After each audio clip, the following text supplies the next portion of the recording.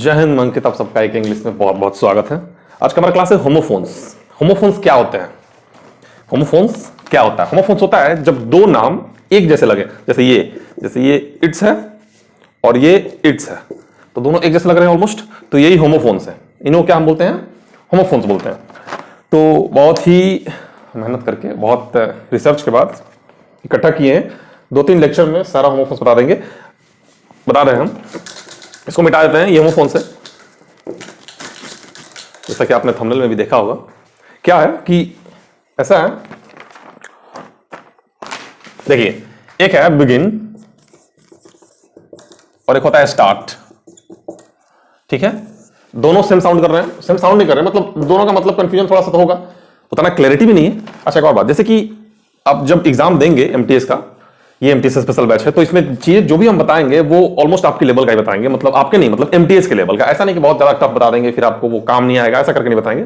आप इसके लिए पैनिक ना हो। जो चीजें हैं वो एमटीएस स्टैंडर्ड की ही रहेंगी, आपको बहुत काम आने वाली है। आराम से आप पढ़िए, मजा आएगा आपको। देखिए, ये बिगिन, ये है स्टार्ट।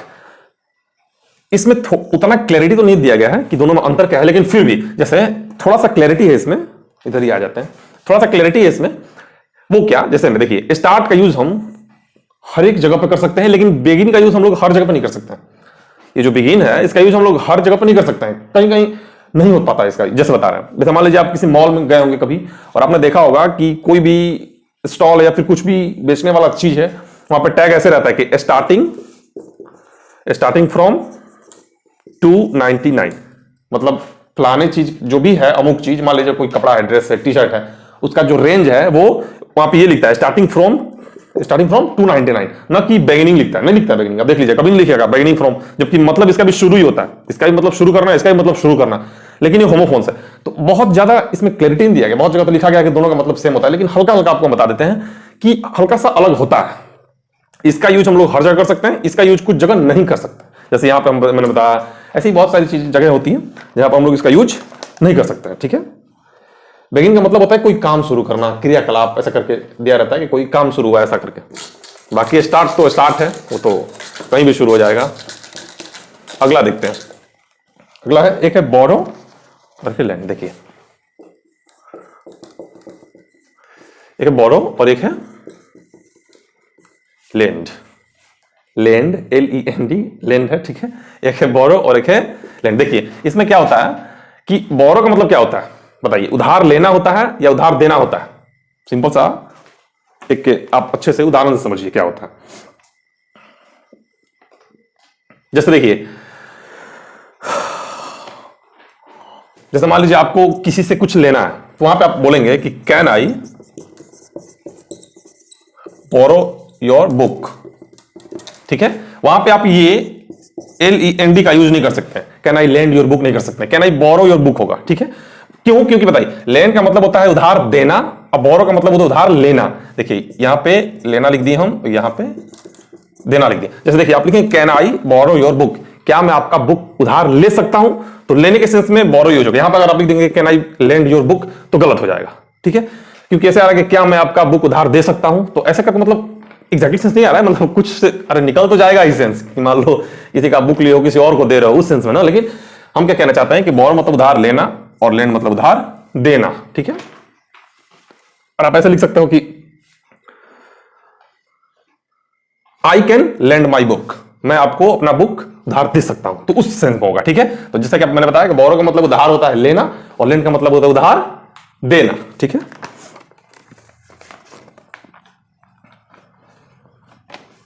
अगला क्या है हमारा? अगला है सीज। अगला है सीज। पहले आप खुद से बनाने की कोशिश करिएगा कि हाँ, आपको खुद से इसका जो डिफरेंट है, इन दोनों में जो डिफरेंसेस हैं, सॉरी, जो इन दोनों में डिफरेंसेस है वो आपको खुद समझ में आ रहे हैं कि नहीं आ रहे हैं। महत्वपूर्ण ये है। देखिए, सीज का मतलब क्या होता है? सीज, ये सुनने में दोनों सेम सेम लगेंगे। आप एक बात और याद रखें, जैसे हम वर्ड बता रहे हैं, कहने के लिए तो इसको होमोफोन्स हम बोल दिए, लेकिन ये बहुत ही ये वर्ड्स हैं। कभी भी आपको कॉमन एरर आएगा क्वेश्चन, या बहुत सारे एंटो सिनो आएंगे क्वेश्चन, इसमें बहुत काम आएगा। ये वर्ड ही है। होमोफोन्स कहने के लिए बस है, लेकिन ये वर्ड है, बहुत जानना आपके लिए जरूरी है। बहुत जगह पूछता है, बहुत जगह। वर्ब का एक पार्ट है, हम वर्ब के अंदर ही पढ़ा रहे हैं इसको। वर्ब का एक पार्ट है। देखिए, सीज मतलब होता है रोक लगाना, टेम्पोररली हो या परमानेंटली हो। सीज देखिए, आपने पढ़ा होगा, कहीं देखा होगा, क्योंकि पाकिस्तान आपको दिखाया ही होगा सीज फायर, बार बार न्यूज आता है कि सीज फायर का उल्लंघन हुआ, सीज फायर का उल्लंघन हुआ। तो सीज मतलब रोकना, फायर मतलब फायर, तो मतलब जो फायर रोका गया था उसका उल्लंघन हुआ, मतलब फिर से फायर किया गया है। सीज फायर का मतलब होता है कि ये जो दो देश हैं इन्होंने अपने फायर को रोका हुआ है, परमानेंटली नहीं, टेम्पोरली, मैक्सिमम टेम्पोरली केस में होता है। तो सीज फायर का मतलब टेम्पोरली रोका गया था, जो कि उल्लंघन हो गया, मतलब फिर से फायरिंग शुरू हो गया। तो सीज का मतलब होता है रोकना, और ये सीज का मतलब होता है घेरना। खास करके आर्मी किसी चीज को घेर लेती है, फिर किसी भी चीज को अगर आप चारों तरफ से घेर लेते हैं जब्त करने के लिए, उस सेंस में SEIZD होता है। बोलने के लिए दोनों सीजी बोले जाते हैं, ठीक है। तो ये कब होता है, जैसे army has seized the entire area, ऐसे बोल सकते हैं, army has seized the entire area, army ने पूरे एरिया को सीज कर दिया है। तो वो सीज ये है, और ये सीज क्या है, रोक लगाना है। अगला क्या है हमारा, कोलाबोरेट, कोरोबोरेट। अगला क्या है, कोलाबोरेट और कोरोबोरेट। बताइए इसमें क्या फर्क है। देखिए, कोलाबोरेट ये टी होगा, और एक है कोरोबोरेट, ठीक है। इसका मतलब होता है कोलाबोरेट, ये है कोरोबोरेट। हल्का हल्का तो अंतर दिख रहा है, इसमें एल है, इसमें आर है, लेकिन फर्क क्या है। कोलाबोरेट का मतलब होता है किसी के साथ मिलकर काम करना। जैसे दो अगर यूट्यूबर काम करते हैं, आपने देखा होगा, for collaboration call on this number, मतलब अगर आप हमारे साथ मिलके कोई वीडियो बनाना चाहते हैं, कुछ काम करना चाहते हैं, तो हमारे इस नंबर पे कॉल करें, तो वो कोलाबोरेट होता है। एग्जांपल लिखेंगे, लंबा लेक्चर जाएगा, समझने से मतलब है आपको, हम समझा ही नहीं है। और कोरोबोरेट का मतलब होता है कि कोई चीज को प्रूफ करना पूरा एविडेंस के साथ, मतलब पूरा एविडेंस देके किसी चीज को प्रूफ करना। उस केस में क्या यूज करते हैं हम लोग, कोरोबोरेट का यूज करते हैं। जैसे मान लीजिए, जैसे आप लिख सकते हैं कि कोई भी क्रिमिनल है, the criminal has corroborated the FIR, या फिर द केस, कोई भी अमुक चीज, ऐसे कर सकते हैं आप। कोरोबोरेट का मतलब क्या होता है, प्रूफ देके उससे सही साबित करना, और कोलाबोरेट का मतलब होता है साथ में काम करना, ठीक है। अगला क्या है, कॉम्प्लीमेंट है। बहुत सारे बुक्स में इनका फर्क बताया गया है, लेकिन फिर भी हमारा जो काम है MTS के पॉइंट ऑफ व्यू से बहुत जरूरी है इसको जानना, समझना, ठीक है। क्या है, कॉम्प्लीमेंट है।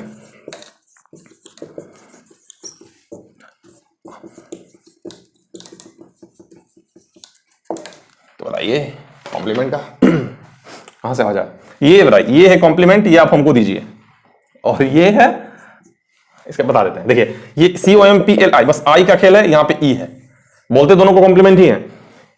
आई वाला कॉम्प्लीमेंट रहेगा, इसका मतलब होता है किसी की तारीफ करना, ठीक है। इसका मतलब क्या होता है, तारीफ करना। जैसे शी हैज कॉम्प्लीमेंटेड, ऐसे करके हो सकता है कि she has complimented on me, उसने मेरे ऊपर कॉम्प्लीमेंट किया, she has complimented on me, तो इसका मतलब उसने मेरी तारीफ की है, मेरे ऊपर तारीफ की है कुछ ना कुछ मेरे बातों पे।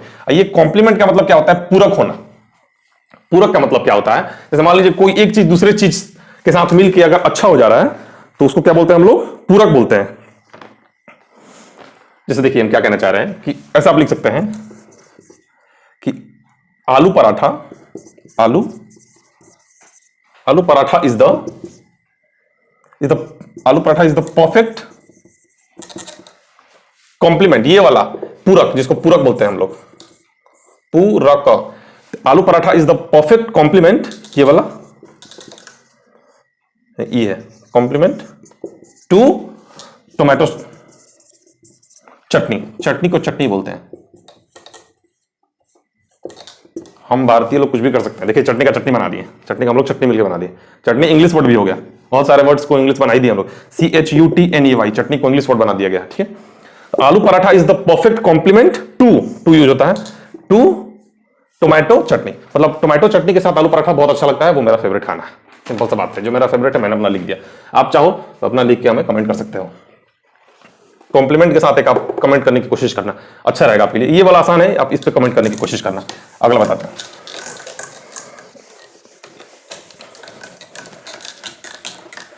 ये बहुत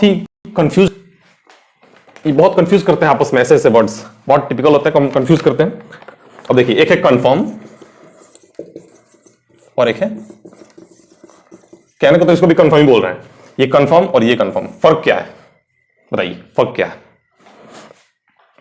देखिए, ये है जैसे कोई टिकट कंफर्म हुआ, मतलब ये इसका हिंदी क्या होता है। जैसे मान लीजिए कंफर्म हो गया, मतलब वो कंफर्म हो गया, मतलब आप समझ रहे हैं हम जो कहना चाह रहे हैं। जैसे मान लीजिए टिकट कंफर्म हो गया, मतलब ये पक्का हो गया, एकदम पक्का, पक्का बोल सकते हैं इसको हम। अब कुछ इसका हिंदी एग्जैक्टली होगा, हम याद नहीं आ रहा है, तो आप समझ पा रहे हैं हम क्या बोलना चाह रहे हैं। जैसे टिकट कंफर्म हो गया, मतलब टिकट अब पक्का हो गया, फाइनल हो गया, हो गया। लेकिन ये कंफर्म क्या है, ये कंफर्म क्या है, इसके बारे में आपको आइडिया है कि कंफर्म क्या है? इसका मतलब होता है कि किसी भी नियम कानून के साथ चलना, उस केस में इसका हम लोग यूज करते हैं। ठीक है, जैसे देखिए मान लीजिए ऐसा आप लिख सकते हैं कि यू मस्ट कंफर्म, कंफर्म बोलने की जरूरत नहीं, कंफर्म ही बोल सकते हो आप। You must conform to the traffic rules. ठीक है, आप समझ रहे हैं? You must conform to the traffic rules, आपको ट्रैफिक रूल्स का पालन बिल्कुल करना चाहिए, हर हाल में करना चाहिए। तो ये कंफर्म टू का मतलब यहां पे क्या हुआ कि पालन करना, मतलब उसी के हिसाब से चलना, अनुकूल चलना। तो कंफर्म का मतलब अनुकूल होता है, ये पक्का होता है, ऐसा सेंस में होता है। अगला क्या है हमारा?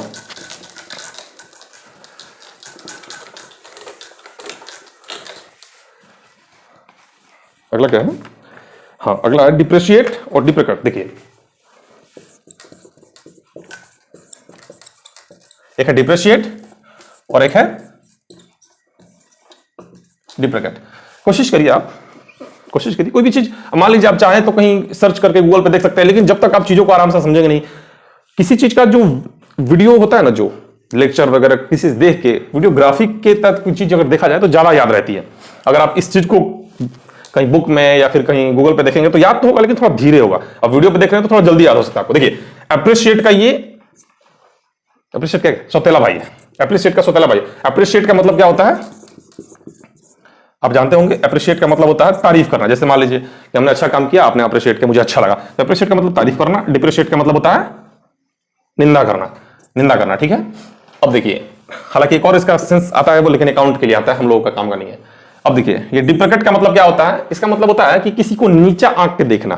मतलब मान लीजिए he always deprecates, he always deprecates my, क्या हो सकता है? अचीवमेंट्स। हाँ, जैसे मान लीजिए ऐसा लिख सकते हैं कि ही ऑलवेज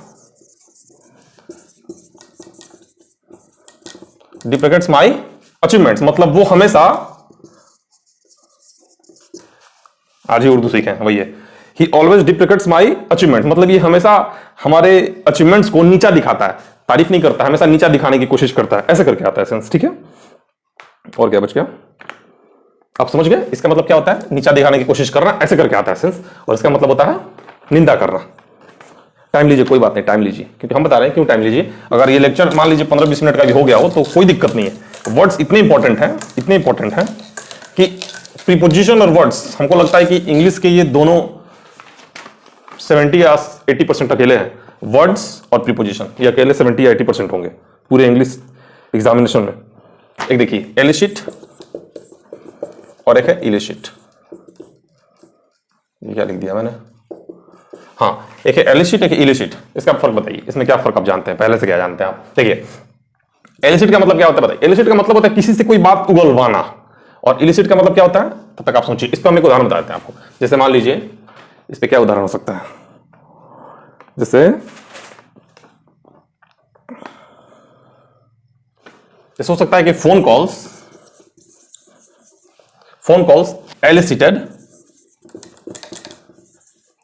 elicited more information।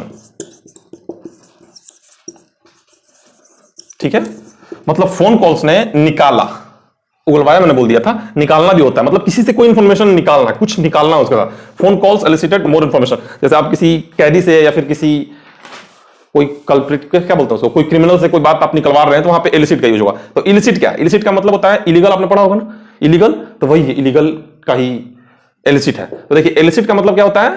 बस वही इलीगल होता है, कोई इलीगल काम वगैरह, अवैध काम, वही इलिसिट है, और कुछ खास ये है नहीं। एक लास्ट देख लेते हैं हम लोग, तो याद रखिएगा इलिसिट का मतलब निकलवाना होता है, इलिसिट का मतलब वो इलीगल वाला नहीं आता है आपको? ये इलीगल, ये इलीगल है, इलीगल का ही वो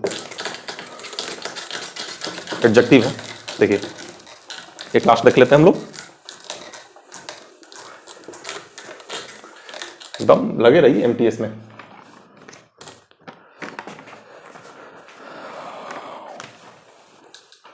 क्या है हमारा लास्ट? एक्सपैट्रिएट है और एक्सपैट्रिएट है। ठीक है, क्या है? एक्सपैट्रिएट है और एक्सपैट्रिएट है। बताइए फर्क क्या है, बताइए।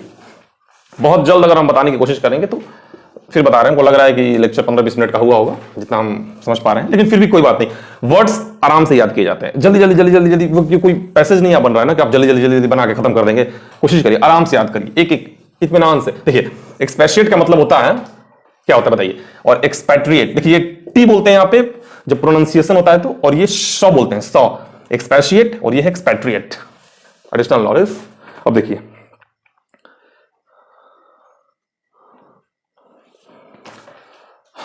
ये जो है ना वो ऑलमोस्ट एक्सप्लेन, आप समझ लीजिए ऑलमोस्ट है, मतलब एग्जैक्टली नहीं है, एकदम एक्सप्लेन नहीं है, लेकिन ऑलमोस्ट है। एक्सपेट्रिएट का मतलब होता है, सॉरी एक्सपेट्रिएट है, एक्सपेट्रिएट का मतलब होता है कि एक्सप्लेन करना। जैसे ही एक्सपेट्रिएटेड ऑन द मैटर, मतलब उसने उस मैटर के ऊपर बहुत व्याख्या किया, बहुत बोला। ही या she expatriated on the particular matter. तो एक्सपेट्रिएट के बाद ऑन लगाते हैं मैक्सिमम केसेस में, तो एक्सपेट्रिएट ऑन द मैटर, ठीक है, किसी मैटर के ऊपर बोलना। और ये क्या है, एक्सपेट्रिएट है। इसमें देखिए क्या है, इसको एक्सपैट भी बोलते हैं, स्टाइल में वो लोग एक्सपैट भी बोलेंगे, आप समझ लेना, लेकिन हमको स्टाइल से मतलब नहीं है, ठीक है। हम ठहरे भारत सरकार की तैयारी करने वाले। देखिए क्या है कि एक्सपैट में क्या किया जाता है, ये निष्कासित भी बोलते हैं। जैसे देखिए कोई अगर अपना देश छोड़ के किसी और देश में रहे, मान लो इंडियन है और जाके अभी अमेरिका में बसा हुआ है, तो वो इंडियन एक्सपैट्रिएट होगा। क्या होगा वो, इंडियन एक्सपैट्रिएट। इसको हम लोग बोलते हैं, वो क्या बोलते हैं, प्रवासी, प्रवासी बोलते हैं। इसका हिंदी प्रवासी है, प्रवासी भारतीय। देखिए अब देखिए एक आपको कंफ्यूजन होना चाहिए कि एक वर्ड आता है एनआरआई, तो एनआरआई में और ये एक्सपैट्रिएट में क्या फर्क है। तो एनआरआई अगर मान लीजिए कोई है दूसरे देश से जाके इंडिया में आया है, नॉन रेजिडेंट इंडियन ये बोलते हैं ना। एनआरआई अगर है कोई तो इसका मतलब है कुछ छोटे टर्म के लिए आया, 1-2 साल के लिए, 2-3 साल 6 महीने के लिए आया, कुछ काम से आया, एनआरआई उसको बोलते हैं, वो फिर चला जाएगा। लेकिन एक्सपैट्रिएट का मतलब हुआ कि वो परमानेंटली भी आ सकता है, ठीक है। वो 5 साल 10 साल, वो 10 साल 20 साल के लिए आएगा, तभी एक्सपैट्रिएट वर्ड यूज किया जाएगा। अगर मान लीजिए अमेरिका का है तो वो अमेरिकन एक्सपैट्रिएट बोला जाएगा कि वो अमेरिकन एक्सपैट्रिएट है, अब इंडिया में रह रहा है, ठीक है। उसको एनआरआई बोलने से ज्यादा अच्छा ये बोला जाएगा, लेकिन फिर भी लोग एनआरआई बोल देते हैं, अलग बात है। एक्सपैट हमारा क्या है, उसी को बोलते हैं, वो करेंगे वो लोग, दिखाएंगे, कोई बात नहीं। कैसा चल रहा है आपका एमटीएस का प्रिपरेशन? इसका कैप ही नहीं मिल रहा है, कोई बात नहीं। तो बस ये तक था जो था। अब शायद तो मुझे कोई याद नहीं आ रहा, हालांकि मैंने बनाया भी नहीं था, तो कोई बात नहीं। ख्याल रखिए, खुश रहिए और आसपास सफाई बनाए रखिए, तैयारी अच्छे से करिए, हम साथ में आपके। मिलते हैं आपसे फिर अपने अगले लेक्चर में।